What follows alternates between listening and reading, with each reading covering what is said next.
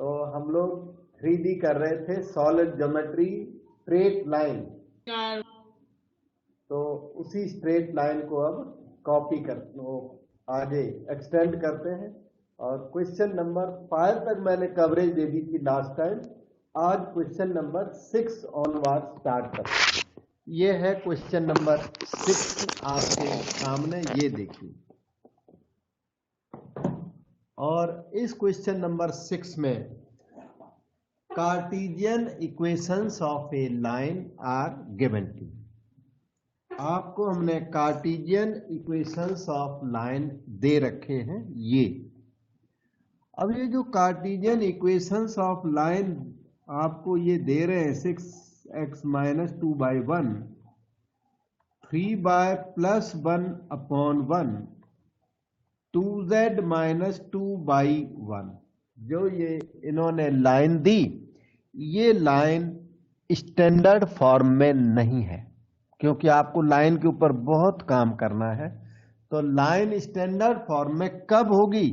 जब x, y, z के coefficients 1 हो, तब ये स्टैंडर्ड सिमेट्रिकल फॉर्म में आएगी। इसलिए पहले इस लाइन को रीराइट करें। कोई भी एक्टिविटी करने से पहले, क्वेश्चन फर्दर रीड करने के पहले इस लाइन को स्टैंडर्डाइज करें। x, y, z के कोफिशिएंट्स हमें 1 चाहिए सारे क्वेश्चन में। तो वो कैसे होगा? ऊपर और नीचे 6 का डिवीजन कर दो। x - 2/6 divided by 1/6। ऊपर नीचे 3 का डिवीजन लगा दीजिए। तो 3 का डिवीजन लगाने के बाद ये हो जाएगा y + 1/3 होल अपॉन 1/3। ऊपर नीचे 2 का डिवीजन लगा दीजिए, z - 1/1/2। हमने होल इक्वेशन में x, y, z के कोफिशिएंट्स यूनिटी कर दिए हैं। और अब आपकी ये इक्वेशन स्टैंडर्ड इक्वेशन से कंपेरेबल हो गई। x - x1/a, y - y1/b, z - z1/c से ये कंपेरेबल हो चुकी है। अब क्वेश्चन रीड करें। Cartesian equations of a line are given, find drs। ये ABC को drs कहते हैं।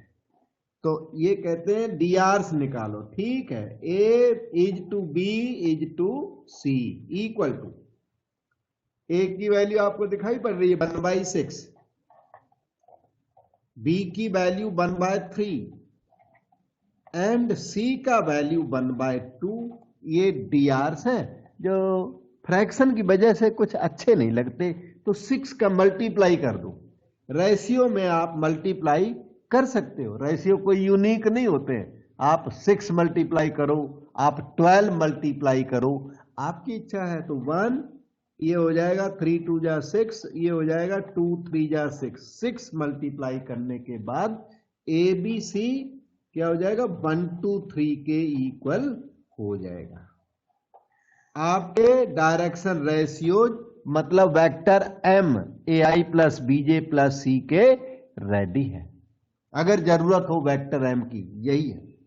अब क्वेश्चन आगे रीड किया जाए। Find drs of original line and vector equation of line through this which is parallel to the given line. Parallel lines have equal drs, parallel lines have same drs। तो क्या मांग रहा है question? Question कहता है find vector equation of line through 2 - 1 - 1। इस line की equation मांग रहा है। लाइन थ्रू 2 - 1 - 1, लाइन थ्रू 2 - 1 - 1 मांग रहा है। मतलब ये लाइन थ्रू पॉइंट, वो पॉइंट को ना वेक्टर r1 या x1 y1 z1 कहते हैं। Line through this and parallel to the given line, और गिवन लाइन की डायरेक्शन मान लो ये है, तो गिवन लाइन का वेक्टर M इसी के इक्वल होना चाहिए। तो गिवन लाइन का वेक्टर M अभी निकाला था हमने, ए बी सी को कहते हैं, वेक्टर एम कहते हैं ए बी सी को। तो गिवन लाइन का जो वेक्टर एम है वो मेरे ख्याल से 1 2 3 था, 1 सेकेंड, 1 2 3 था, 1 2 3, ये अभी अभी निकाल के हटे। गिवन लाइन का वेक्टर एम रिक्वायर्ड लाइन के ऊपर काम कर जाएगा, क्योंकि रिक्वायर्ड लाइन गिवन लाइन की डायरेक्शन के साथ पैरेलल है। तो ये इसका सेकंड पार्ट हुआ। फर्स्ट पार्ट में इन्होंने बोला डी आर्स निकालो, तो हमने वो निकाल दिए, डी आर्स आपको दिख रहे हैं 1 2 3। सेकंड में कहते हैं find vector equation of line which is parallel to the given line. Given line का 1 2 3 दिख रहा है आपको, और required line pass through x1 y1 z1 which is also called vector r1। Equation of line, equation of required line रही ये r is equal to r1 plus lambda times vector m। r is equal to r1 का मतलब ये है 2i minus j minus के, और lambda times vector m का मतलब आप जानते हो, ये लिखा ai plus bj plus c के, i प्लस 2j प्लस 3 के।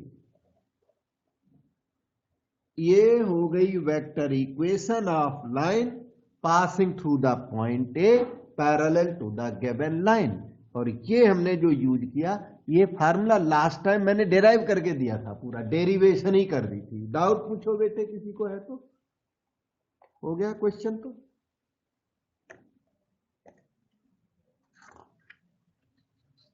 तो we move to the next question. Here is the next question number 7। और आप देख सकते हो CBSE 2004 2019 में 1 मार्क आया, मतलब सारे question significant, no wastage of energy, no wastage of time. Question read करें। Find Cartesian and vector equations of line which passes through the point. आपकी रिक्वायर्ड लाइन ये है, और ये 1 2 3 से पास होती है।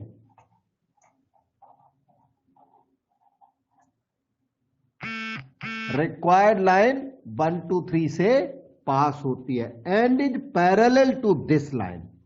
आपकी रिक्वायर्ड लाइन इस लाइन के पैरेलल है।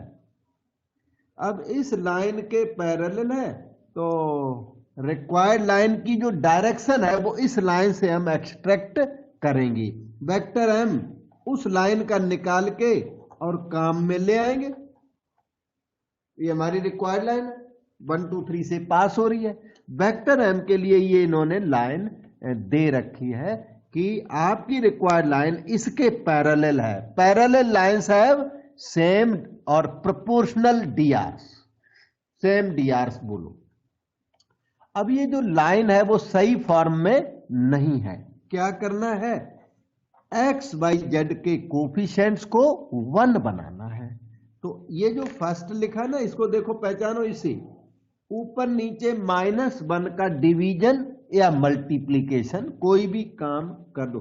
x प्लस 2 बाय -1, पहला फर्स्ट पीस आपने ठीक कर लिया। सेकंड पीस अपने आप करेक्ट है, y plus 3 by 7।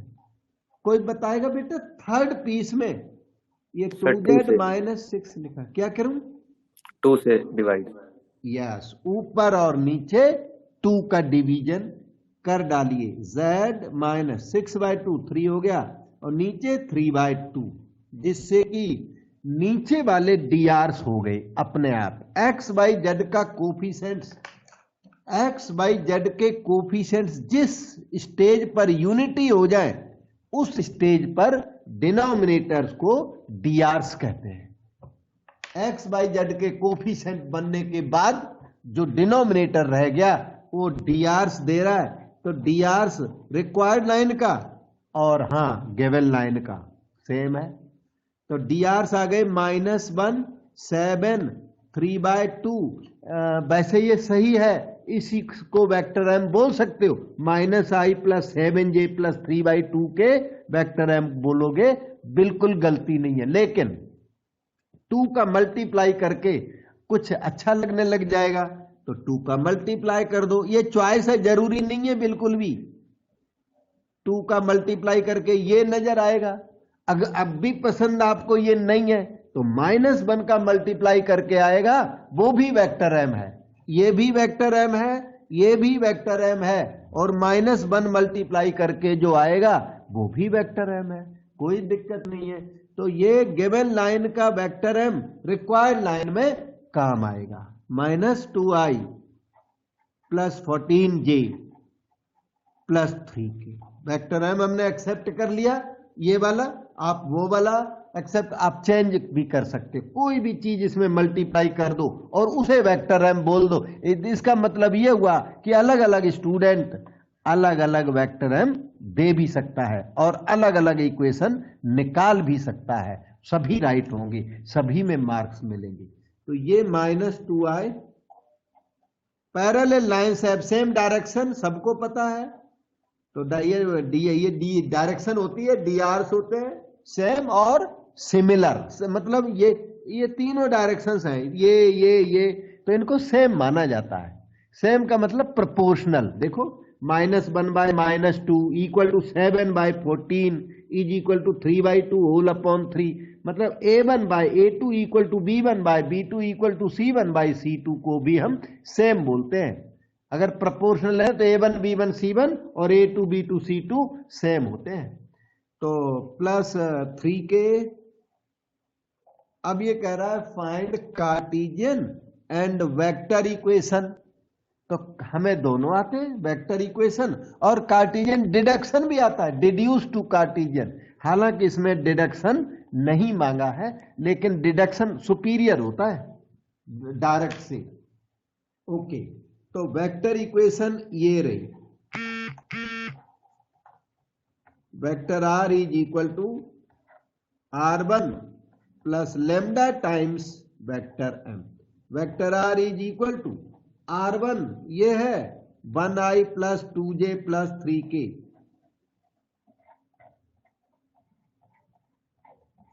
Plus lambda times vector m, वो इधर है -2i + 14j + 3k। ये आपका वेक्टर इक्वेशन रेडी हो गया। कार्टेशियन के दो मेथड हैं इस क्वेश्चन में, क्योंकि डिड्यूस टू कार्टेशियन इन्होंने नहीं बोला हुआ है, तो डायरेक्ट भी लिख सकते हो। डिडक्शन सुपीरियर होता है, तो मैं डिडक्शन ही करा देता हूं। डिडक्शन सुपीरियर होता है और थोड़ा सा टाइम कंज्यूमिंग। वेक्टर आर को डिडक्शन में xi + yj + zk बोला जाता है। इसे लेफ्ट में ले आओ, -i -2j -3k लेफ्ट में आ गया। राइट साइड को रिपेयर किया जाए, -2 λi + 14 λj 3 λk।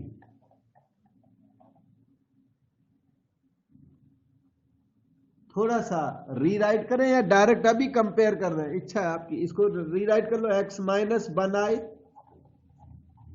y - 2j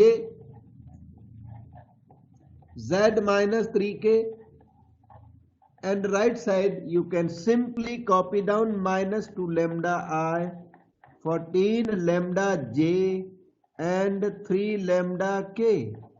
Compare the things now. You get x - 1 = -2 λ, y - 2 = 14 λ, z - 3 = 3 λ। सभी से लैम्डा की वैल्यू निकाल के कंपेयर कर दिया जाए। x - 1/-2 = lambda, y - 2/14 = lambda, z - 3/3 = lambda. Lambda की वैल्यू को कंपेयर करें, मतलब एलिमिनेट लैम्डा। इस स्टेप का नाम है एलिमिनेट लेमडा से y minus 2/14 equal to z minus 3/3। जरूरत पड़ने पर ये इक्वल टू लेमडा हमेशा यहाँ हिडन है बट अवेलेबल है। तो ये कार्टेशियन इक्वेशंस हो गई। आपको डाउट कहीं लगा हो हमें जरूर पूछे, ना डाउट लगा हो तो बिल्कुल साफ है और इसको प्रैक्टिस करें।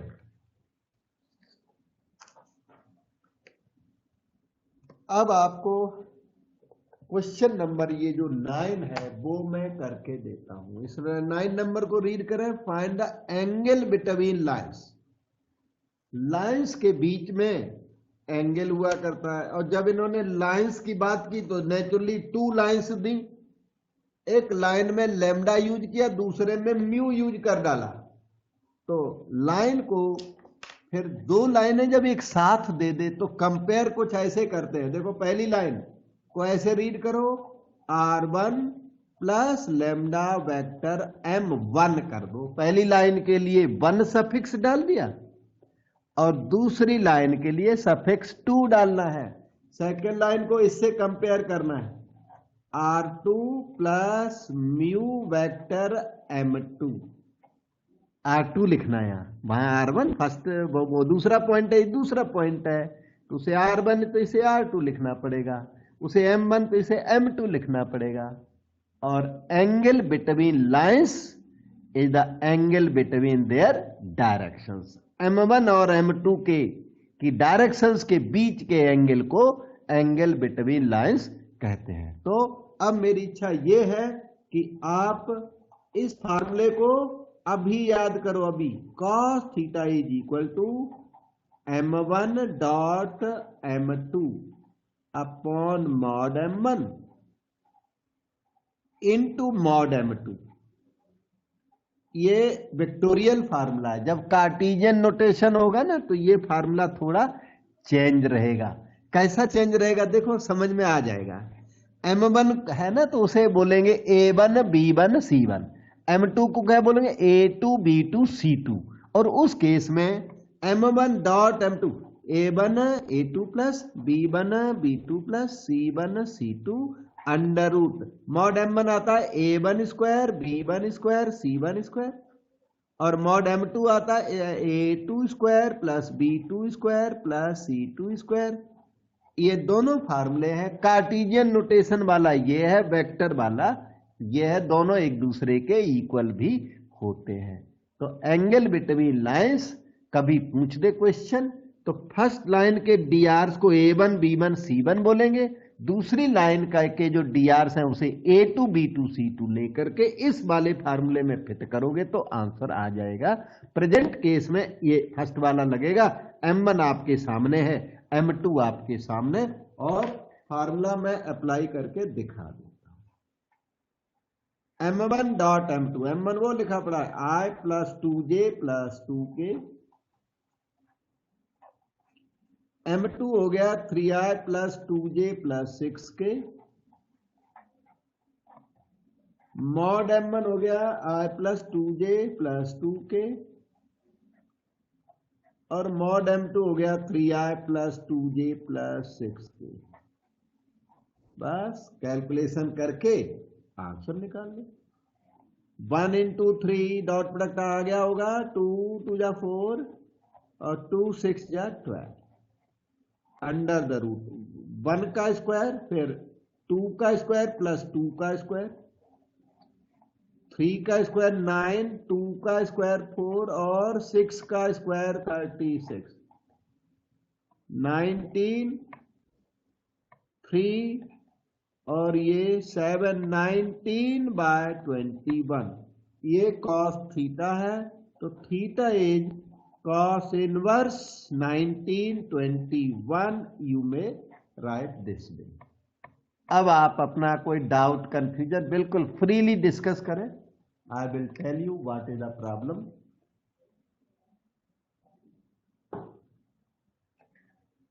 सर ये A1 A2 वाला फिर से बता दो, आपने क्या लिया? बता देता हूँ। A1 A2 वाला सर। हाँ हाँ इधर देखो, ऐसा जब हमें 2 लाइंस देगा तो एक लाइन की डायरेक्शन हम वेक्टर M1 लेंगे और उसे A1 B1 C1, वैसे तो ABC बोलते हैं ना, तो 2 लाइंस है, तो A1 B1 C1 3 लाइंस हो, तो A1 B1 C1 A2 B2 C2 A3 B3 C3 ऐसे लेना पड़ेगा। ये डायरेक्शन है A1 B1 C1, डीआरस है एक लाइन के, खूब समझ लो अच्छी तरह। वेक्टर M2 ये दूसरी लाइन के डीआरस हैं, दूसरी लाइन की डायरेक्शन है A2 B2 C2, ये डीआरस है, इसे डीआरस बोलते हैं, इसे वेक्टर बोलते हैं, फर्क नहीं है, दोनों सेम है। अब कॉस थीटा तो बिल्कुल वेल नोन है, A dot B by mod A mod B है, M1 dot M2 mod M1 into mod M2 equal to, अब देखो डॉट प्रोडक्ट लीजिए आप, इन दोनों का डॉट प्रोडक्ट बिल्कुल आता है आपको A1 A2 plus B1 B2 plus C1 C2, mod M1 पहले वाले का मॉड लीजिए, पहले वाले वेक्टर का under root A1 square B1 square C1 square, mod M2 दूसरे वाले वेक्टर का मॉड लीजिए under root A2 square plus B2 square plus C2 square. ये तो है फार्मूले की प्रोडक्शन, प्रूफ बता दिया हमने। अब आप क्या करो, जो ये आ गया इसे सीधा याद कर लो। और भी कुछ पूछना है बेटा? No sir, thank you sir. Okay, तो मैं सर? थोड़ी सी, हाँ बोलो बोलो। सर cos इनवर्स 19/21 की वैल्यू कैसे निकालते हैं? और वैल्यू तो कैलकुलेटर तो निकाल सकता है, अब ऐसे नहीं निकालते हैं। कैलकुलेटर है ना, साइंटिफिक कैलकुलेटर, आपका जो मोबाइल है उसमें साइंटिफिक कैलकुलेटर का एक पैनल है, वहां से निकाल लेते हैं। Okay sir. ठीक है, मैनुअल नहीं निकाल सकते आप, वो ये दूसरा मेथड होता है, इसकी एक टेबल होती है ट्रिग्नोमेट्रिक टेबल, आजकल अब नहीं है, आजकल वो ट्रिग्नोमेट्रिक टेबल को इसी कैलकुलेटर में डाल दिया, इसमें मोबाइल में डाल दिया गया है, तो भाई टेबल से ही तो वो कैलकुलेट कर देता है, cos inverse of something, sine inverse of something, कोई भी चीज आपके मोबाइल में एक साइंटिफिक पैनल है, साइंटिफिक कैलकुलेटर, एक ऑर्डिनरी कैलकुलेटर, दो है उसमें। तो जो साइंटिफिक पैनल है उसमें साइन इनवर्स की मिलेगी आपको, कॉस इनवर्स, टेन इनवर्स की कीज है उसमें बनी हुई, उनमें थोड़ा प्रैक्टिस करोगे तो आप पे आ जाएगा, फिर भी ना तो मैं बता दूंगा मेरे पास आना। ओके, तो एक बात और समझो, कंडीशन ऑफ परपेंडिकुलरिटी, क्योंकि आपने बात की तो पूरा ही बताना पड़ेगा अब तो। कंडीशन ऑफ परपेंडिकुलरिटी अभी जरूरत पड़ेगी किसी क्वेश्चन में, तो कंडीशन ऑफ परपेंडिकुलरिटी अभी याद करो, A dot B equal to 0, M1 dot M2 equal to 0, ये कंडीशन ऑफ परपेंडिकुलरिटी होती है। और M1 डॉट M2 किस में कन्वर्ट हो जाएगा? न्यूमरेटर में, कॉस थीटा का जो न्यूमरेटर है ना, वो condition of perpendicularity A1 A2 B1 B2 C1 C2 equal to 0, दोनों कंडीशंस को याद करें, particularly second one is very effective condition, दोनों ही याद करने हैं आपको। तो कंडीशन ऑफ पैरेललिज्म,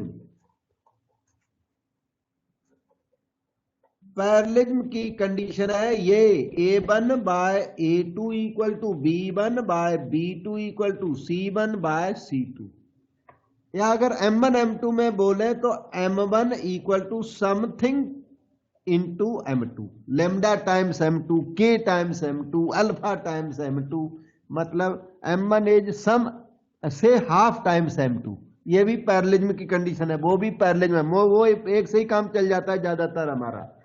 तीसरी कंडीशन है इसकी, M1 cross M2 equal to 0, ठीक है, जनरली हमारा काम फर्स्ट से चल जाता है, बाकी मैंने सारे बता दिए, क्या पता हम ये थर्ड यूज करें कहीं, फर्स्ट जो भी है सब कुछ ये सामने है, आप याद करो और इनको यूज करो।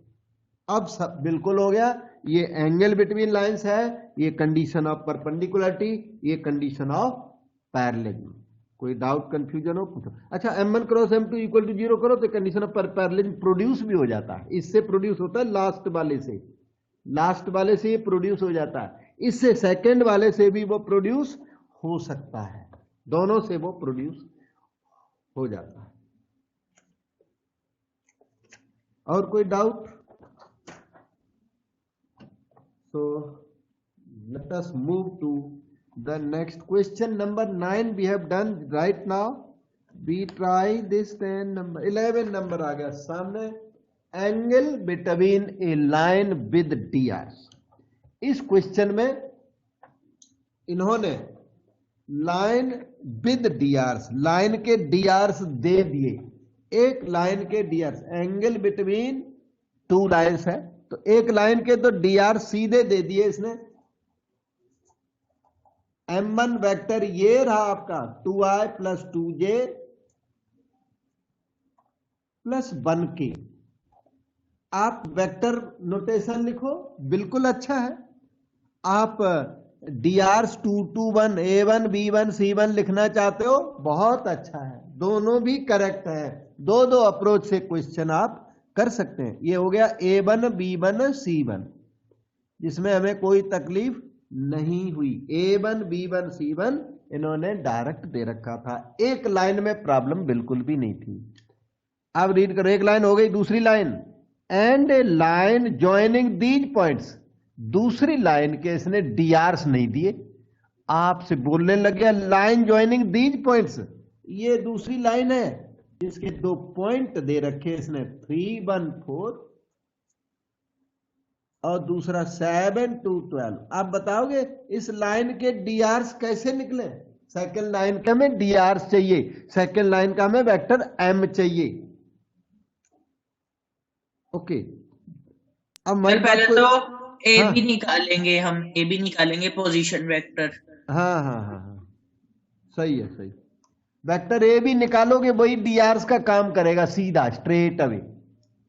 तो वेक्टर M2 निकालने के लिए, वेक्टर M2 निकालने के लिए R2 माइनस R1, दोनों पॉइंट को आप माइनस कर दिया करो. दोनों पॉइंट को माइनस करने से डायरेक्शन रेशियो प्रोड्यूस होता है.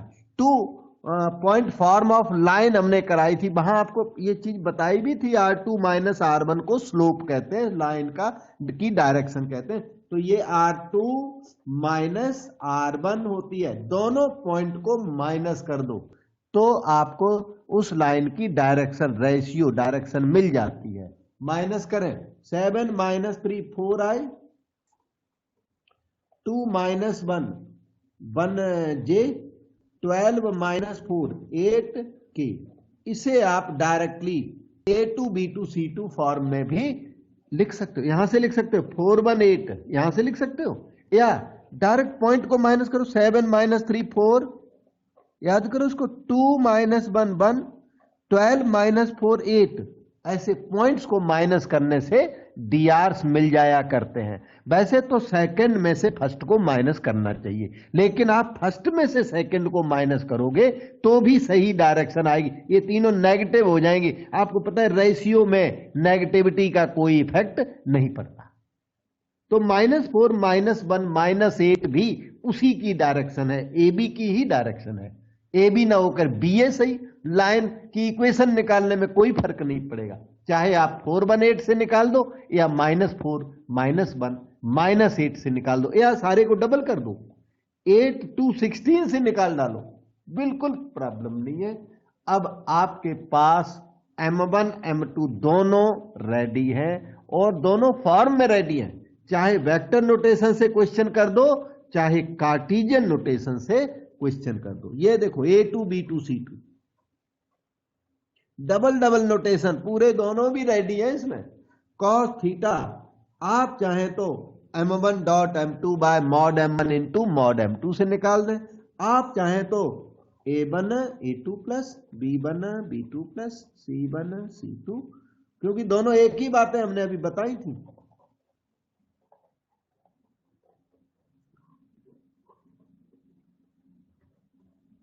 ये हमने फार्मूला लिख दिया. थोड़ा फार्मूला देखने में लेंदी, आसान है एकदम, यूज करने में कोई प्रॉब्लम नहीं है. A1 A2 कर दिया जाए, 2 इंटू 4 8 हो गया. A1 A2 B1 B2 2 बन जा 2, C1 C2 1 8 जा 8.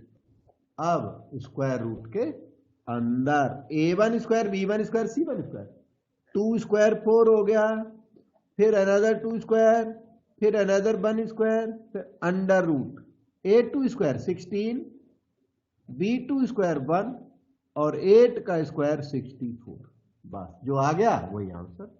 Theta equal to cos inverse 18/3 और ये 9 है लगता है, यस 9। तो cos inverse 2/3 is the answer. और ऐसे लिख देना आप, कैलकुलेशन मत करना ये, लेकिन ये ऑब्टेनेबल है, मैंने बताया साइंटिफिक पैनल, मोबाइल के साइंटिफिक पैनल से निकल जाता है एग्जैक्ट। रेडियन, डिग्री रेडियन में कुछ ऐसे निकलेगा,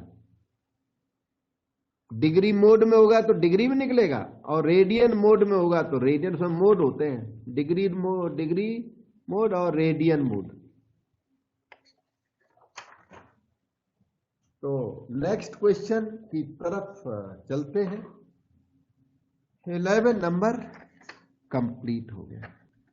ये 3D थोड़ा सा मेहनत करने पर ये आसान है, और जो मेहनत नहीं करते उनके लिए हार्ड है। Find the angle between two lines. कितनी साफ सुथरी लाइंस इन्होंने दी है। इसमें ना एक्स वाई जेड के कोफिशिएंट्स 1 दिए हुए दोनों में, इसलिए आपको टेंशन नहीं है। हमेशा याद रखना एक्स वाई जेड के कोफिशिएंट यूनिटी होने चाहिए। लाइन का कोई भी काम आपको करना है तो काम स्टार्ट करने के पहले एक्स वाई जेड के कोफिशिएंट्स को 1 जरूर कर देना, और एक्स वाई जेड के कोफिशिएंट्स को 1 नहीं किया और क्वेश्चन आपने कर डाला, पूरा क्वेश्चन आपका रॉन्ग हो जाएगा। एग्जामिनर बिगिनिंग में ही पकड़ लेगा आपको और मार्क वो 0 देगा। काइंड होगा तो वैसे हाफ मार्क लिख देगा, नहीं तो वैसे 0 मार्क बनता है आपका। ओके, तो let us compare x minus x1 by a1। हाँ, क्योंकि 2 लाइंस हैं तो नीचे ए बी सी को A1 B1 C1 और उसके ए बी सी को A2 B2 C2 लिखना पड़ेगा। तो जो हम यहाँ लिख रहे हैं ब्लैक में, इसको याद करना है। By minus y1 by b1, z minus z1 by c1। ये लाइन तो आपको याद थी, ए बी सी की जगह मैंने सफिक्स 1 डाल दिया। कोई बता सकता है सेकंड लाइन को इस तरह से क्या लिख दूं?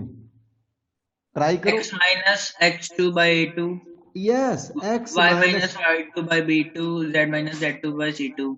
बिल्कुल सही है। 2 लाइंस हैं तो ये जो x1 y1 z1 है ये भी बदलना पड़ेगा। इसमें दूसरा पॉइंट यूज होगा, इसमें दूसरा पॉइंट यूज होगा। तो ये दूसरी लाइन की कंपैरिजन इसके साथ की जाती है। ये कंपैरिजन याद कर लो, जब भी वो 2 लाइंस देंगे, one first line will be compared with this, second line will be compared with this, और थर्ड लाइन अगर बाई चांस है तो x minus x3 by a3 by minus by 3 by b3 z minus z3 by c3 के साथ compare की जाएगी। तो आपको एंगल बिटवीन लाइंस पूछा, आपको x1 y1 z1 से कोई मतलब नहीं है, आपको डायरेक्शन से मतलब है। अपना a1 b1 c1 लिखिए यहाँ, a1 b1 c1 being written here. a1 की वैल्यू 3, b1 की वैल्यू 5 बैठ गई और c1 की वैल्यू 4। यही आपका वेक्टर m1 हुआ। अब कार्टेशियन नोटेशन है ना, तो वेक्टर को गेम में क्यों लाना? वेक्टर को ले आओगे तो गलत बिल्कुल भी नहीं है। a2 b2 c2 निकालो, ये रहा आपका a2 b2 c2 1 1 2, बिल्कुल आसान।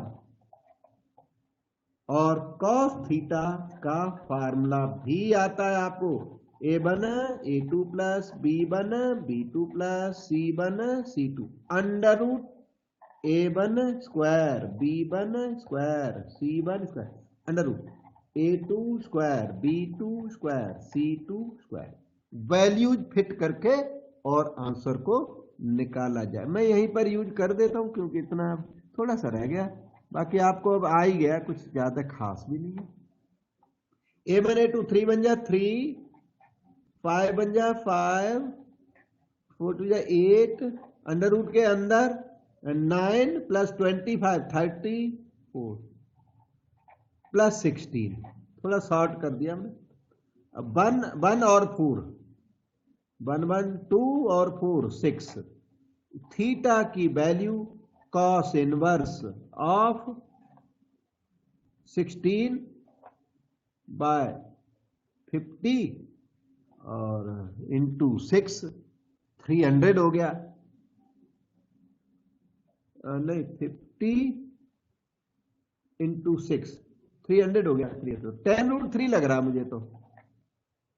50 इंटू 6 300 हो गया, तो 300 का स्क्वायर रूट ले लिया, तो 100 का 10√3 अंदर थोड़ा डिवीजन मतलब 2 8 जा 16 2 5 जा 10 ऐसे और कर दो ये आंसर। हाँ जी आंसर 8/5√3 है।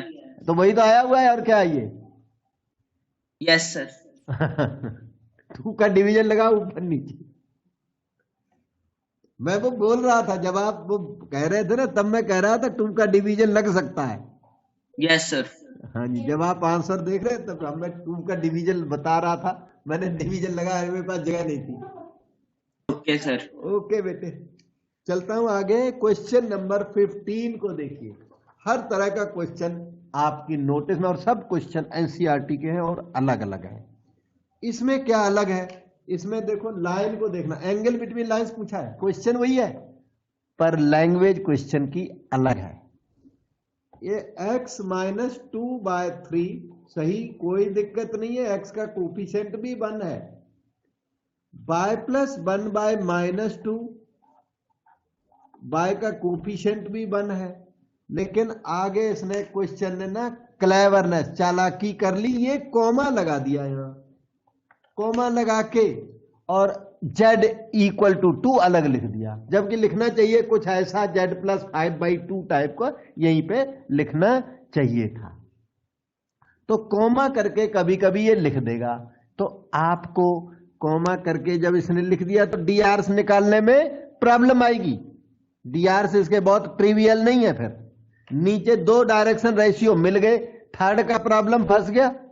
तो इसे टैकल करने का रास्ता मैं बताता हूं, आप याद करो। जब ये z इक्वल टू 2 ऐसा कुछ दे दे, y इक्वल टू 2 दे सकता है तो इधर फिटिंग होगी, तो आप ऐसे करना, फिर इक्वल साइन लगाना, z-2, यहां देखो इसे z-2 0 है ना, तो आप z-2 ऊपर लिख देना और वो जो 0 आ रहा वो नीचे लिख देना, तो आपकी लाइन सिमेट्रिक फॉर्म में कन्वर्ट हो जाएगी।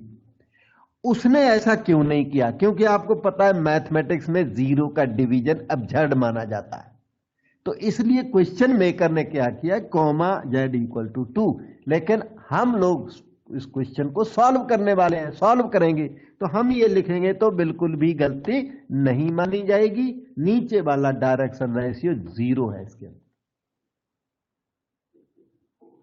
और ये दूसरी लाइन को देखें, इसमें बीच वाले में ट्रबल है। y का कोफिशिएंट हमें 1 चाहिए, x का कोफिशिएंट 1 है, z का कोफिशिएंट 1 है, y का कोफिशिएंट 1 नहीं है, तो 1 कर देंगे, उसमें क्या है। तो x minus 1/1 divide above and below by 2, y plus 3/2 divided by 3/2, तो z प्लस 5 डिवाइडेड बाय 2 हो गया। तो ये जो पहली लाइन दिखती है इसमें आ गया a1 b1 c1। मैं अब डायरेक्ट लिख देता हूं, अब तो पहचान हो गई होगी। x minus x1/a1, y minus y1/b1, z minus z1/c1। नीचे जो दिख रहे हैं यही a1 b1 c1 है इस क्वेश्चन के, और इधर a2 b2 c2 फ्रैक्शन में है, फ्रैक्शन चल जाता है, कोई दिक्कत नहीं है। a2 b2 c2 latest right, coma करके है, तो ये आएगा 1 3/2 2। आपको फिर भी लगे कि ये थोड़े हमें पसंद कम आ रहे हैं तो आप डबल कर दो, अभी कर दो, इसी में डबल कर दो, बिल्कुल डिफिकल्टी नहीं है। ये लीजिए,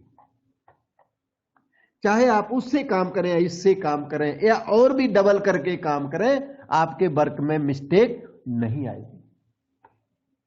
कॉस थीटा का फार्मूला तो याद हो ही गया होगा, a1 a2 plus b1 b2, याद करो हमारे साथ अभी राइट नाउ, बाद में नहीं, बाद में फिर तो लेट हो जाओगे। Under root sigma a1 square under root sigma a2 square, देखो शॉर्टकट लिख दिया मैंने।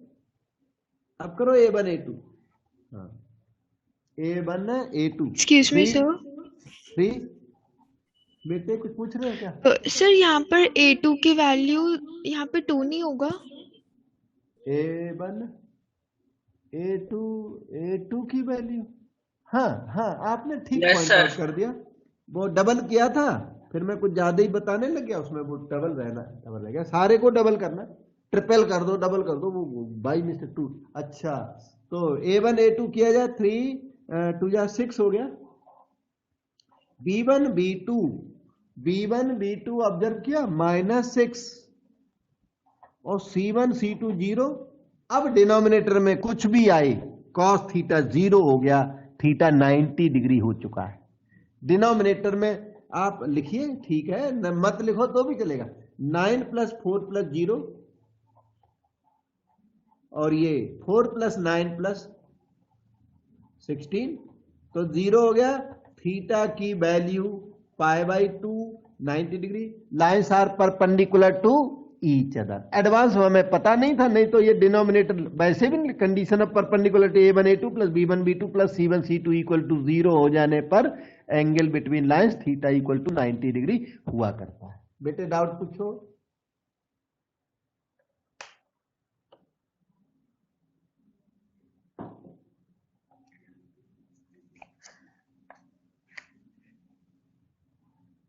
Find the angle between these lines. इसमें क्या है, R = R1 + λ/m1। R = ये R2 है आपका, प्लस म्यू वेक्टर M2, जबकि वहां माइनस म्यू है, याद रखना। अब मुझे मैं वेक्टर M1 तो लिख देता हूं खुद, I + 2j - 2k आएगा। अच्छा, वेक्टर M2 आप बताओ बेटे क्या होगा, बताओ।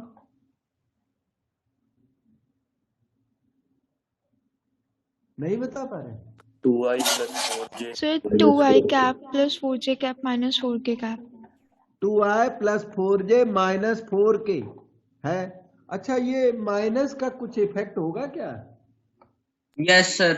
Yes sir. तो नेगेटिव लगा दो, है सारे में, क्योंकि ये कंपैरिजन प्लस म्यू के साथ है, तो सारे में आप नेगेटिव लगाओ फिर। क्यों? M2 की वैल्यू नेगेटिव ऑफ दैट बैठती है। एक बात आपको बताता हूं कि M2 की वैल्यू ये है, और मैंने बताया कि M2 की वैल्यू में ना नेगेटिव मल्टीप्लाई कर दें तो कोई फर्क कभी भी नहीं आता। तो अभी नेगेटिव आया हुआ, सही बात है, लेकिन अगर कोई स्टूडेंट नेगेटिव नहीं लगाएगा तो उसका भी आंसर राइट आएगा। और कोई स्टूडेंट इसको 9 टाइम्स कर देगा, M2 को सारे को 9 टाइम्स कर दो, कोई फर्क नहीं आएगा, एंगल बिटवीन लाइंस सेम आएगा। कोई कमेंट करना हो, क्वेश्चन तो पूछो मुझे। पर मैंने माइनस यहां बैठता तो माइनस लगा दिया है, अगर माइनस नहीं लगाओगे तो भी राइट है। अच्छा, मैं माइनस आ रहा था तो हमने यूज कर दिया, सही किया, और नहीं यूज करोगे तो भी मिस्टेक, फिर भी इस क्वेश्चन में नहीं है। एंगल बिटवीन लाइंस के ऊपर कोई फर्क नहीं हो। माइनस म्यू कभी लाइन में दिया हुआ है तो माइनस म्यू को ना प्लस अल्फा लिख के और अपना क्वेश्चन प्लस से कर सकते। अब कुछ काम नहीं, इतना ही मुझे बताना था इस क्वेश्चन में। M1.M2 mod M1 mod M2 है इक्वल टू, आप शायद कन्विंस हो गए हो, नेगेटिव ना लगाओ तो सही है, कोई दिक्कत नहीं है। तो 1 × -2 -2, 2 × -4 -8, -2 × 4 -8, मॉड M1 हो गया √1 4 4 √4 और 16 16। अब इसको हम रिफाइन भी कर सकते थे, सारे को -½ से मल्टीप्लाई करके, और अच्छा हो जाता। अब नहीं किया तो टेंशन नहीं, सही है। थीटा की वैल्यू आई cos इनवर्स -18, ये 3 और ये 6, कॉस इनवर्स -1 आया। यस। ये इसे तो 180 डिग्री कहते हैं। अगर आपको आता हो ना, cos of which angle is -1, cos of 180 degree is -1। इसका मतलब ये लाइंस के बीच का एंगल 180 डिग्री है। दोनों लाइंस सेम है, पैरेलल है, कोलिनियर है। आप ठीक से ऑब्जर्व करना जरा M1 और M2 को। ये M1 M2 सेम है एक्चुअली इसके, इसलिए ऐसा हुआ।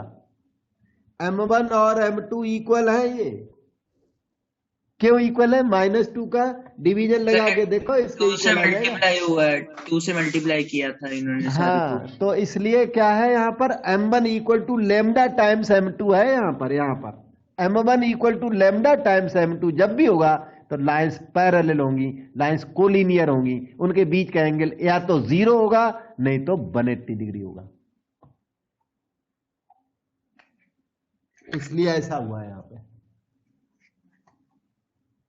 अब टू लाइंस के बीच में शॉर्टेस्ट डिस्टेंस एग्जिस्ट करती है। जो 2D में लाइंस होती हैं, 2D में लाइंस होती हैं, उनके बीच की शॉर्टेस्ट डिस्टेंस हमेशा 0 होती है। जैसे 2D है, मान लो प्लेन ज्योमेट्री में लाइन एक यहां बनाओगे आप और एक कुछ ऐसी बनाओगे। इन लाइंस को जब आप एक्सटेंड करोगे तो ये आपस में श्योरली कट करेंगी और शॉर्टेस्ट डिस्टेंस इनके बीच में 0 होती है। श्योरली ये कट क्यों करेंगी? क्योंकि ये सेम प्लेन में है, एक ही प्लेन में है, एक्स वाई प्लेन में। अगर एक्स वाई प्लेन की लाइंस हैं, 2D लाइंस हैं, तो इनके बीच इनको एक्सटेंड करोगे, क्योंकि जो बनाया हुआ वो सेगमेंट है। जो बना हुआ वो सेगमेंट है। आप बोलोगे इनके बीच की में तो लाइन के बीच की डिस्टेंस है, इसमें नहीं, डिस्टेंस इसमें नहीं है, क्योंकि ये जो बनाए हुए हैं वो लाइनें हैं ही नहीं, वो तो सेगमेंट बनाए हुए हैं। तो आप लाइन को एक्सटेंड कर दो। इनके बीच की जो शॉर्टेस्ट डिस्टेंस है 2D में हमेशा 0 होती है, 3D में ऐसा नहीं है। 3D में आप नॉन कोप्लेनर लाइंस ले लो, एक प्लेन में ले लो, दूसरे प्लेन में ले लो जाके। नॉन कोप्लेनर लाइंस ले लें तो ऐसी लाइंस को स्क्यू लाइंस कहते हैं। तो मैं आपको थोड़ा स्क्यू लाइंस के बारे में हेड वैसे बता देता हूं। स्क्यू लाइंस 3D के अंदर स्क्यू लाइंस एग्जिस्ट करती हैं। ऐसी लाइंस जो पैरेलल भी नहीं होती और इंटरसेक्टिंग भी नहीं होती। 2D में क्या है, ये जो लाइन बनाई हुई ये कैसी है? इंटरसेक्टिंग। ये लाइंस बनाई वो कैसी हैं? पैरेलल। लेकिन 3D में ऐसी लाइंस पॉसिबल हैं जो नाइदर पैरेलल नॉर इंटरसेक्टिंग होती हैं। तो ऐसी लाइंस को स्क्यू लाइंस कहते हैं। तो skew lines are those lines which are neither parallel nor intersecting। और ये 3D में ही एग्जिस्ट करती है, 2D में ये कभी एग्जिस्ट। 2D तो मैंने बताया, कोई भी लाइन ड्रा करोगे या तो पैरेलल होंगी या इंटरसेक्टिंग होंगी। तो skew lines are those lines which are neither parallel nor intersecting. ऐसी लाइंस को स्क्यू लाइंस कहते हैं। ये नॉन कोप्लेनर लाइंस होती हैं जनरली। नॉन कोप्लेनर जो एक प्लेन में लाई नहीं करती, अलग अलग प्लेन में लाई करती हैं। नॉन कोप्लेनर होती हैं ये लाइंस होती है, नॉन कोप्लेनर लाइंस होती है। तो ऐसी लाइंस को स्क्यू लाइंस कहते हैं। और कोई अगर इसमें डाउट रहेगा तो मैं आपको छोटा एग्जाम्पल देता हूं। आप जिस रूम में बैठे हुए हैं, एक लाइन इसके फ्लोर पर ड्रा कर दो। फ्लोर पर जो लाइन आपने फ्लोर पर ड्रा कर दी ना, वो फ्लोर पर ही एक्सटेंड करेगी, आगे पीछे फ्लोर पर ही बढ़ेगी ना। जब लाइन को इन्फिनिटी तक ले जाओ, लेकिन वो फ्लोर पर ही चलेगी। फ्लोर खत्म हो जाएगा, लाइन आगे एयर में चलती जाएगी। दूसरी लाइन वॉल के ऊपर ड्रा करें, वॉल के ऊपर, किसी भी वॉल के ऊपर, तो ये लाइंस कैसी हो गई? नॉन कोप्लेनर लाइंस हो गई। इन्हीं लाइंस को स्क्यू लाइंस कहते हैं। ये lines neither parallel nor intersecting, क्योंकि अपने अपने प्लेन में बढ़ेंगी, अपने प्लेन में एक्सटेंड करेंगी। ठीक है, तो वो लाइंस थोड़ी वैसी बनाना, थोड़ी स्लैंट लाइन सी बने, थोड़ी बिल्कुल ही परपेंडिकुलर लाइन टाइप मत बना दो, थोड़ी मतलब स्लैंट लाइन हो, ट्रांसवर्सल लाइन टाइप की, इंक्लाइंड लाइन हो, दोनों में एक जो फ्लोर पर है वो लाइन ड्रा करो आर्बिट्रेरी डायरेक्शन में, और वाल के ऊपर आर्बिट्रेरी डायरेक्शन में आप लाइन ड्रा करो, तो वो लाइनें कभी नहीं कटेंगी, आपस में कट होंगी ही नहीं। तो उन्हीं दोनों लाइंस के बीच में शॉर्टेस्ट डिस्टेंस एग्जिस्ट करती है। तो यहां पे मैं लिख देता हूं, shortest distance exists between these non coplanar lines.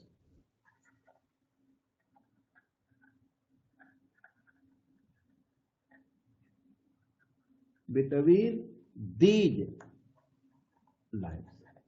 अब लाइंस के बीच में शॉर्टेस्ट डिस्टेंस एक यूनिक फिनोमिना है 3D की, यूनिक फिनोमिना, क्योंकि वो 2D में एग्जिस्ट नहीं करती, और 3D में ये बड़ी मुश्किल से साइंटिस्ट ने, मैथमेटिशियंस ने सर्च की, बहुत मुश्किल से मिली ये स्क्यू लाइंस, और फिर इन्होंने इनके बीच की शॉर्टेस्ट डिस्टेंस डिफाइन की। तो हम आपको शॉर्टेस्ट डिस्टेंस का फार्मूला बताते हैं। तो फार्मूला फॉर एसडी की तरफ चलते हैं। फार्मूला नीचे लिखा हुआ, बाद में हम बार बार लिखेंगे ना तो याद हो जाएगा। नीचे लिखा है तो ये देखो, इसी को यूज करते हैं। बाद में तो सारे क्वेश्चन में तो हमें ही लिखना है, एक में लिखा लिखाया यूज कर लेते हैं। देखिए, जब 2 लाइंस आपके पास हों तो एक लाइन को R1 प्लस लेमडा M1 लेते, दूसरी लाइन को R2 प्लस म्यू M2 लेते, तो लेफ्ट साइड में वेक्टर R ही रखना है दोनों में। एक्स वाई जेड सेम होता है, ये x1 y1 z1 है, ये a1 b1 c1 है, ये x2 y2 z2 है, ये a2 b2 c2 है, और साफ दिख रहा है, कोई दिक्कत नहीं है। Shortest distance is given by this formula. ये फार्मूला थोड़ा लेंदी है लेकिन बहुत हैंडी, याद करने में बिल्कुल प्रॉब्लम नहीं है। m1 क्रॉस m2 याद करो बेटे, m1 क्रॉस m2, ये dot product with R2 minus R1, m1 cross m2 dot R2 minus R1 divided by mod m1 cross m2। इसी को SD कहते हैं, शॉर्ट। और बाहर एक मॉड लगाया हुआ ना, क्योंकि ये डिस्टेंस है, इसका न्यूमरेटर बाई चांस नेगेटिव आ भी सकता है, उसको पॉजिटिव करने के लिए सारे पर ही मॉड लगा दिया। आप चाहो तो अकेले न्यूमरेटर पे मॉड लगा सकते हो, denominator is never negative. Mod m1 cross m2 है ना, उसमें पहले ही मॉड लगा हुआ है, सो ऑलवेज पॉजिटिव। तो पूरे पर मॉड लगा दो या अकेले न्यूमरेटर पर मॉड लगा दो, या मॉड बाहर वाला मत लगाओ तो नेगेटिव आएगा, फिर उसको इन मैग्नीट्यूड पॉजिटिव करके आंसर लिख दिया करते हैं। तो ये फार्मूला बहुत ही इफेक्टिव इंपॉर्टेंट फार्मूला, आगे फ्यूचर में हम यूज करेंगे। आगे चलिए, condition for intersection of 2 lines, कि 2 लाइंस इंटरसेक्टिंग कब होती हैं। m1 cross m2 dot R2 minus R1 equal to 0। इस शॉर्टेस्ट डिस्टेंस का न्यूमरेटर 0 हो जाए, इसका मतलब ये 3D में होकर भी लाइंस कैसी हैं, इंटरसेक्टिंग है। क्योंकि शॉर्टेस्ट डिस्टेंस 0 होना नहीं चाहिए, अगर ये 0 है तो लाइंस इंटरसेक्ट करेंगी, और ऐसी लाइंस फिर इंटरसेक्टिंग लाइंस ऑटोमेटिकली कैसी हो जाएंगी, कोप्लेनर लाइंस हो जाएंगी। इंटरसेक्टिंग और कोप्लेनर की कंडीशन 3D के अंदर अलग अलग नहीं है, यही कंडीशन कोप्लेनर की भी है। Intersecting also called coplanar lines. हालांकि इन्होंने, बुक वालों ने ना अलग अलग जगह पे अलग तरीके से स्टडी किया हुआ है, लेकिन उसका कंक्लूजन यही है, बिना कंफ्यूजन के, ये कंक्लूजन की इन्हीं लाइंस को कोप्लेनर भी कहते हैं। जो इंटरसेक्टिंग लाइंस हैं उन्हें कोप्लेनर कहते हैं। जो पैरेलल या कोलिनियर है उनकी एक ही कंडीशन है, यहाँ कोलिनियर पैरेलल में वेक्टर अलजेब्रा फर्क नहीं डाल पाता, उसी तरह इंटरसेक्टिंग और कोप्लेनर में भी ये वेक्टर अलजेब्रा फर्क नहीं डाल पाते। ओके, तो ये है इंटरसेक्टिंग लाइंस की कंडीशन। और अब देखो सामने ये क्वेश्चन है, find shortest distance between the following lines. ये जो क्वेश्चन है वो बहुत ही पॉपुलर क्वेश्चन सामने दिख रहा है। टाइप मींस इस टाइप का क्वेश्चन आता ही रहता है। 98, 2002, 8, 11, 14 केरला में आया, केरला में सीबीएसई के ऑफिस में आया, मतलब सीबीएसई में ही आया ये। 2003, 2009, 2018 ये एफ लिखा। फॉरेन कंट्रीज में सीबीएसई के ऑफिसेज हैं तो वहां पर भी स्कूल्स में एग्जाम होती है, डिप्लोमेट्स वगैरह के बच्चे होते हैं ना जो उनकी, तो ये वहां आया हुआ है। मतलब ये कि इंपॉर्टेंट क्वेश्चन आप देख सकते हो। R1 ये रहा, ये R1 है अपना, R इक्वल टू R1, यहीं पे लिख दे, थोड़ा फायदा उठा लेता हूं।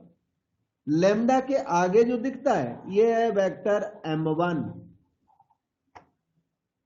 और ये जो दिखता है ना ये है वेक्टर R2, और म्यू प्लस म्यू है, प्लस म्यू के आगे जो दिखता है ये है वेक्टर M2। और आपका फार्मूला आपको शायद याद ना हो पाया हो, M1 cross M2 dot R2 minus R1 divided by mod M1 cross M2 होता है। तो M1 क्रॉस M2 निकाला जाए अभी राइट नाउ, उस फार्मूले के कंपोनेंट्स निकालने लग गए। आईजे के इन फर्स्ट रो, M1 2 माइनस 1 1 इन सेकेंड रो, एंड 3 माइनस 5 2 इन थर्ड। कोई मिस्टेक हो जाए तो बता देना। अच्छा, वैसे मैं ठीक तो लिख रहा हूं, फिर भी कभी कभी आई के साथ देखना। -2 + 5 3, माइनस जे के साथ में रो कॉलम कैंसल करें, 4 - 3 1, के साथ में रो और कॉलम कैंसल करें, -10 + 3 -7, और ये आपका 3i - -7 के रेडी हो गया है। M1 क्रॉस M2 बिल्कुल तैयार है। मॉड भी निकाल लो, जरूरत पड़ेगी। मॉड M1 क्रॉस M2 ये रहा, 3 का स्क्वायर 9, -1 का स्क्वायर 1, 7 का स्क्वायर 49, ये स्क्वायर रूट 59 हो गया। R2 माइनस R1 तैयार करें। और डाउट हमसे पूछे M1 cross M2 dot R2 minus R1 अभी होना है, तो R2 माइनस R1 ये दोनों सामने दिख रहे हैं। 2i minus i j minus j 0j। आप एग्जाम में थोड़ा प्रॉपर तरीके से लिख देना। अच्छा, मैंने वहीं पे कंपेयर कर दिया, आप इक्वेशन अलग अलग लिख के कंपेयर करिए, मटेरियल यही है। ओके, R2 माइनस R1 कर रहे थे, j माइनस j 0, माइनस के माइनस 0 के, वहां के है नहीं तो माइनस के रह जाएगा।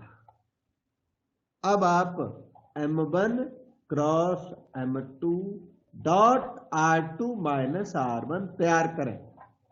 सर हाँ जी sir, R2 minus R1 M होता है ना? R2 माइनस R1 क्या होता है बेटा? M।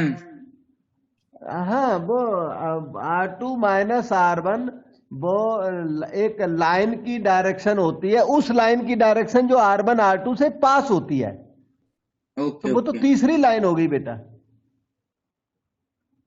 Okay sir. R2 minus R1 उस लाइन की डायरेक्शन है जो R1 R2 से दोनों से पास होती है। लेकिन हमारी ये जो लाइन है 1 2 है ना, ये R1 R2 दोनों से पास नहीं होती। नहीं, इक्वेशन 1 R2 से पास नहीं होती और इक्वेशन नंबर 2 R1 से पास नहीं होती। इसलिए R2 माइनस R1 ना तो 1 का M है ना 2 का M है, ये तीसरी लाइन का M है जो R1 R2 से पास करेगी। इस लाइन का M है जो R1 और R2 दोनों से पास करेगी। ये उस लाइन, थर्ड लाइन का M है। यहां उससे कोई मतलब नहीं है। यहां आप M1 cross M2 dot R2 minus R1 करिए, सिग्निफिकेंस पर मत जाइए। ओके, हाँ जी, तो देखिए मैं डॉट प्रोडक्ट कर रहा हूं बेटे। ये 3 में 1 मल्टीप्लाई होगा, 3 आ गया। फिर देखना -1 में ये वाला 0 मल्टीप्लाई हो गया, -7 में ये -1 मल्टीप्लाई हो गया, ये आपका 10 आ गया। और अब लिखिए एसडी वाला फार्मूला हमारे साथ, अभी याद करो। एसडी का इजी सा फार्मूला है, देखने में लेंदी 2-3 बार लिखूंगा मैं तो याद हो जाए। M1 cross M2 dot R2 minus R1 bye mod M1 cross M2। याद कर लो अभी right now, M1 cross M2 और उसी का मॉड है नीचे डॉट R2 माइनस R1। 3 तो टर्म है, न्यूमरेटर 10 आया हुआ है और डिनोमिनेटर स्क्वायर रूट 59 आया हुआ है। वैसे ये आंसर गुड एनफ है, फिर भी आप चाहें तो 10 रूट 59 बाय 59 यूनिट्स लिख सकते हैं, लेंथ होती है। वैसे ये अच्छा आंसर है 10 बाय रूट 59। वो दूसरा लिखा वो ऑप्शनल आंसर है। अब आपको कहीं डाउट हो जरूर पूछिए, और ना डाउट हो तो आज की क्लास यहीं तक।